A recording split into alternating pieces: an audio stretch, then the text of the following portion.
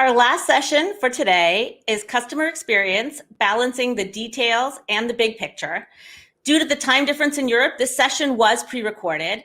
In this fireside chat, we'll dive into how Cartier has been developing its online customer experience to meet their customers' very high standards. Sharing this for the first time today, I know you'll really enjoy this interview between Tom Davis, International Digital Operations Director at Cartier, and Chen, Senior Editorial Associate at the Business of Fashion. Thank you so much, Veronica, and it's so great to catch up, Tom. It's certainly been an interesting year for our industry, and when it comes to customer experience, I think the big question today is how retailers can translate traditional retail service attributes, especially in a luxury setting, into an e-commerce landscape. So before we start, Tom, it'd be great to get an idea of what you've been up to at Cartier and where Cartier is at in terms of this digital transition. We know that luxury is kind of notorious for being slow at adopting online functions. Well, first of all, thanks for having me here, and Veronica, thanks for the nice intro. Again, I'm Tom Davis. I'm the Global Digital Director at Cartier. I've been with Cartier, this is my 5th year here. So as you can probably see from my accent, I am American, but I'm based in Geneva, Switzerland, where our headquarters is. And Kat, I think you said it quite accurately. The world has changed quite a bit in the last 10 to 12 months. And I think in the world of luxury, as many know, and Cartier included in that, is not always the first adopter or adapter of digital techniques, the way the world is moving in terms of omni-channel. And I think in the last 12 months, at least, and probably a little bit before that for what I do here at Cartier, we've been slowly getting ourselves in line with where the customer is these days. And that's not necessarily only in boutiques or in our wholesale partners, but also online. Now, what's happened, and the reality is COVID has accelerated kind of the roadmap that we had. So as you can talk to any industry pundits, and you could say that in the last 12 months, we've probably accelerated, or the need to accelerate our plans and our programs 3 to 5 years. We've accelerated them. So it's been quite a quick but very enormous journey, I guess, over the last 12 months to really get, as you said, a brand like Cartier in a position to be successful in this kind of new paradigm shift. So can you tell me about the vision, the first vision that you had brought to Cartier in 2016 when you joined the company? What was sort of the overarching goal? Well, the initial goal here was, when I was brought on board, was really to focus on e-commerce and really to, I don't want to use the word transform because I think that's maybe too large of a word, but I think it was really to make e-commerce a legitimate business within Cartier. The focus of a luxury business is always around the boutiques and our wholesalers. I mean, the way we talk about boutiques is, on some level, there are customer temples, and it's where we service our clients and our customers. And we create, the DNA of Cartier is there, and we create that environment to welcome our clients into that setting. Online is obviously, it's a non-touch channel, and what Cartier, at least in my point of view, was lacking before I came on board was really a personality, a point of view of what online meant to Cartier.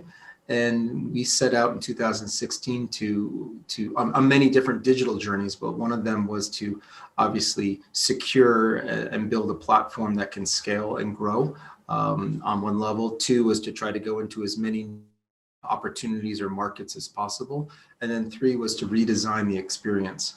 All of those are moving at different paces currently. And again, going back to what I said earlier, COVID has accelerated a lot of these initiatives at the moment. But the real cornerstone of bringing those kind of three different journeys together was about growing a business and making sure that the touch point of digital, at least in our world, is also to be one relevant, but to be accurate, and also to help the customer decide what he or she may want from the brand. I'm curious to hear what redefining the experience looks like. Can you give us some examples of that? Well, I think if you look at luxury or even in traditional retail businesses, let's say 5, 10 years ago, many of the businesses were in silos. You had your direct to consumer, you had your wholesale, and you had your physical retail. And I think let's paint a point in time, which is before smartphones. I think it was fine. I think customers really were silo driven. The need to cross-channel probably wasn't as relevant as it is today. So, of course, you fast forward, 10, 12 years, and the smartphone, as well as digital shopping, has totally transformed the way consumers interact. And part of the transformation that we need to do was to make sure that, one, we had, as I just said earlier, we had a business that could scale and service the customer in its own silo. But where we're seeing the real opportunities and advancements is the cross-channel opportunities, and making sure that we see our client move between the channels. And the term that I use a lot is I look at customers or clients as, and this is kind of the way I phrase it, so I apologize to generalize, but I call it the bumblebee effect. Is that I think if you go to somebody's garden and you see a bumblebee, they're going to go to the flowers. The question is, when and how many and which flower is the bumblebee going to go to? And it's similar for a customer. We know that he or she is going to go to our store. We know that he or she could go to a wholesaler. We know that he or she could go online. We just don't know when, but we need to anticipate at any moment, at any time, and that he or she may go between the channels quite often.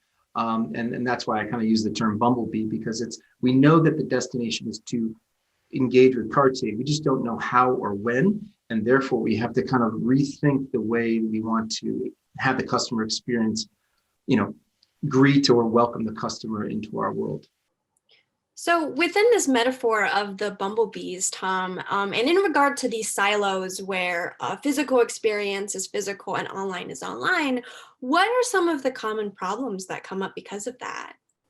Kat, that's a great question. I think that there's some obvious issues that have been prevalent for many years. And I think the obvious one is that somebody would go into a physical store, have an interaction with a customer service or an associate in the store, have a lot of questions, detail a lot about what their needs might be. And this is just in a generic setting. And then, that person may go home, go online, and have to recreate that whole set of interactions online. And that could be a good example is a wish list. If you create a wish list, or you go into a store and you're finding, let's say you're shopping for a new dress, and you know what you're looking for because you're going to a wedding and X, Y, and Z, and then you go home and you're online.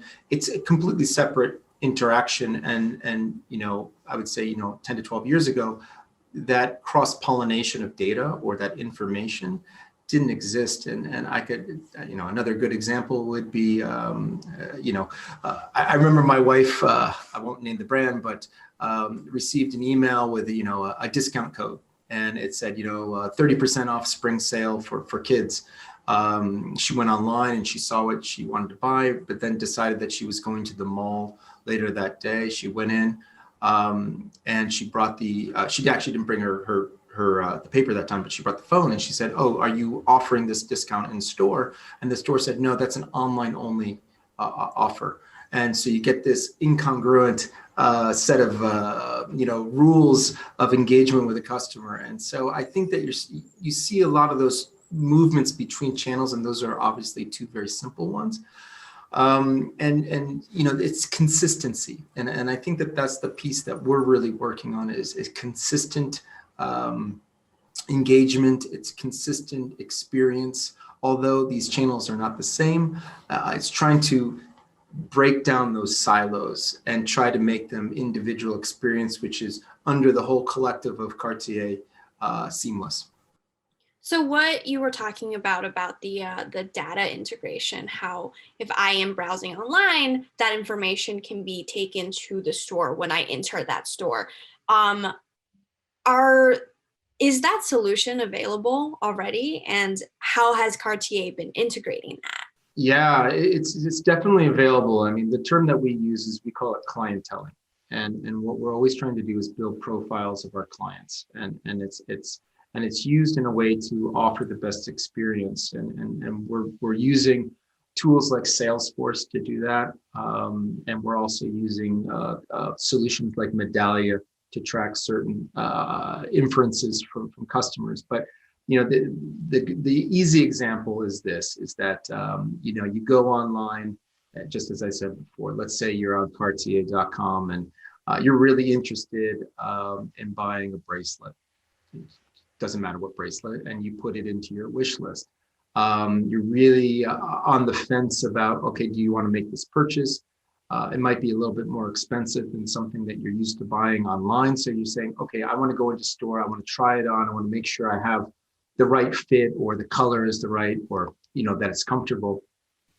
When you start connecting the data, this is when it becomes very fun, at least for me. Maybe fun's not the right word, but this is where I get excited about the prospect, is that you go online, you're creating a wish list. You can go down into the store. You're in Brooklyn. Maybe you're going to go up to the Madison Avenue store, or sorry, the Fifth Avenue store.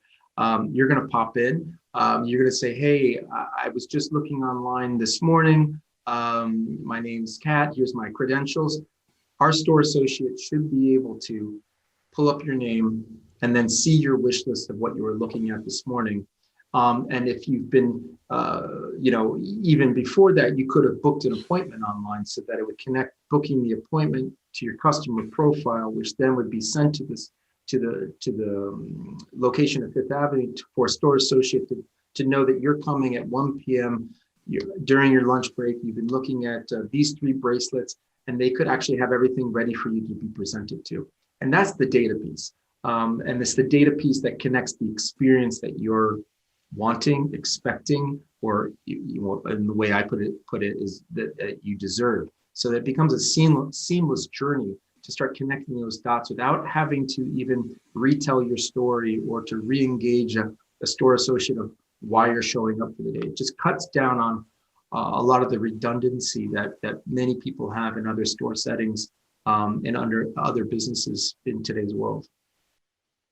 Yeah, that sounds like an ideal shopping scenario. But on the topic of store associates, I think one of the unique problems that came up during the pandemic has been, you have all these store associates who aren't doing much because stores are closed, or even when they're open, there's limited capacity and people really aren't coming in. So the question becomes, how do we leverage store associates working still? How do we get them to be effective in a digital manner?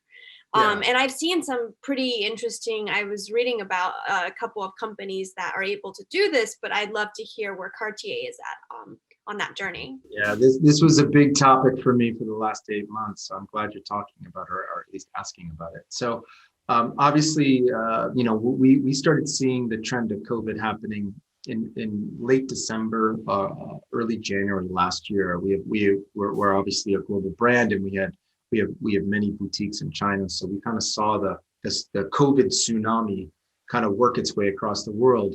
It went from Asia or China and parts of Greater Asia into the Middle East, into Europe, and then finally into North America. And what we started to see is exactly what you're describing. Is we started to close stores, and we had a lot of people that were no longer able to work in their store. But what we found is, or what ended up happening, is that e-commerce was still active, and we still had our logistics and our warehouses open. Our call centers were shut. But what we were fortunate, maybe we had the foresight to start building out applications and systems to be scalable, so that technically you can work anywhere remotely with the set of tools that we now have in place for our call center. And what we did is we just opened that set of tools, or that suite of tools, to be usable by anybody who's a store ambassador or a sales associate. So even if the person was working at home, working remotely, however, as I said before, with clienteling and having the information of the prospects and the clients at their disposal, our store associates were able to still communicate with their customers or their clients or their prospects as if they were still working in the store. And so what we ended up doing is just doing a complete reversal of how we work and really what we call turning on our store associates so they could work from home. And then what we do is we guide the customer and guide the interactions to go through or use the e-commerce as a channel, as a platform to transact. It's something that obviously was very radical for a brand like Cartier. But I think when you're looking at the severity of what was happening around the world, we had no other choice. And what we didn't want to have happen is exactly what you explained, Kat, is we did not want to have store associates sitting idle because our clients were still calling, our clients were still interested in what we have to offer, and there's no reason to stop that communication. And so what we did is just we became a little entrepreneurial. We were very agile, and we tried to service the customer with the suite of tools that we had. They weren't all perfect, I can certainly say that, but we made the best of what we had. Got it. Yeah, well, that sounds great. It sounds like a work in progress. Yeah. So my last question, Tom, is what can a retailer or a brand do to make the online shopping experience as exciting and as entertaining that shopping in person can be? Yeah. Well, and this is the great question. And for us, this is kind of our big next endeavor, which is, as I said, the customer behavior has changed overnight, it seems, and we know that between 85 and 95% of the people or our clients that walk into a boutique have already been to our website. And what we're starting to see is that the website is becoming a research vehicle, a research tool, so that prospects or clients can start to interact with the brand. They're learning about our history. They're learning about the products. And we know that the website is used as a tool or a destination to get people excited.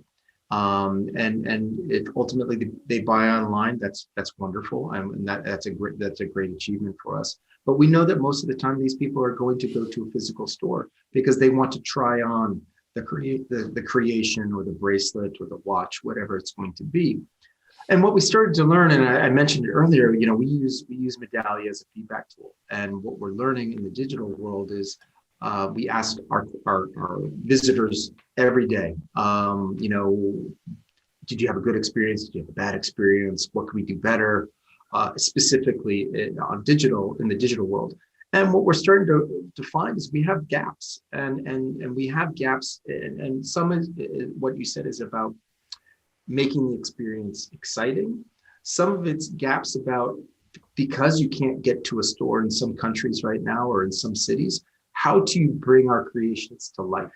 And can you do that in such a way that it gets people, it builds confidence in making the purchase. And it's not as if you're going online and you're buying a pair of shoes and you're going to wear them for 8 months and trade up or throw them in the trash.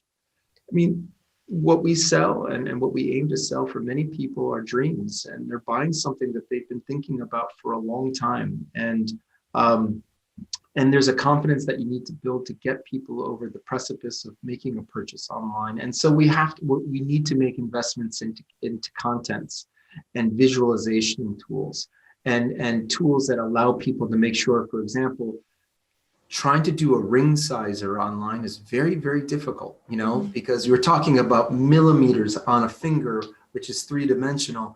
And the technologies that we're seeing are just not quite there yet, at least for the accuracy that we demand at Cartier.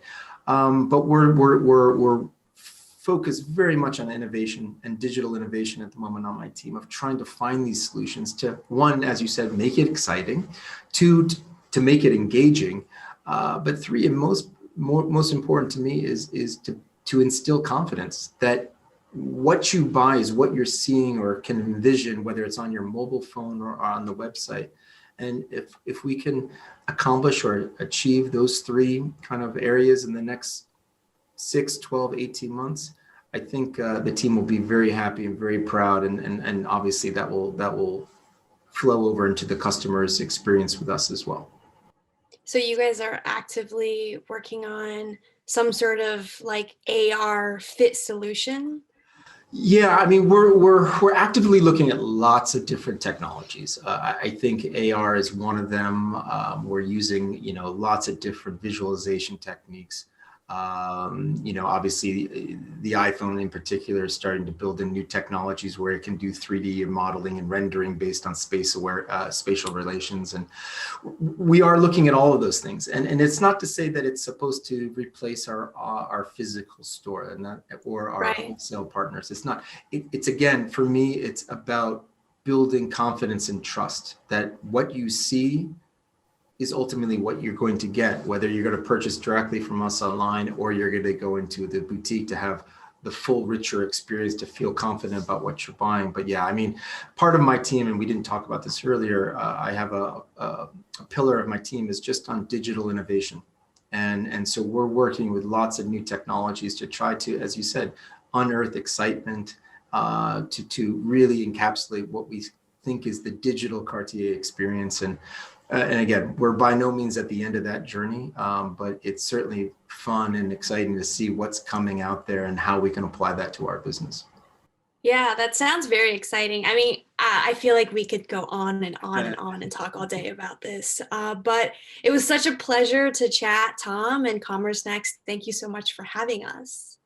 Thank you again. Thanks. So my pleasure being here, and I hope to talk to you soon.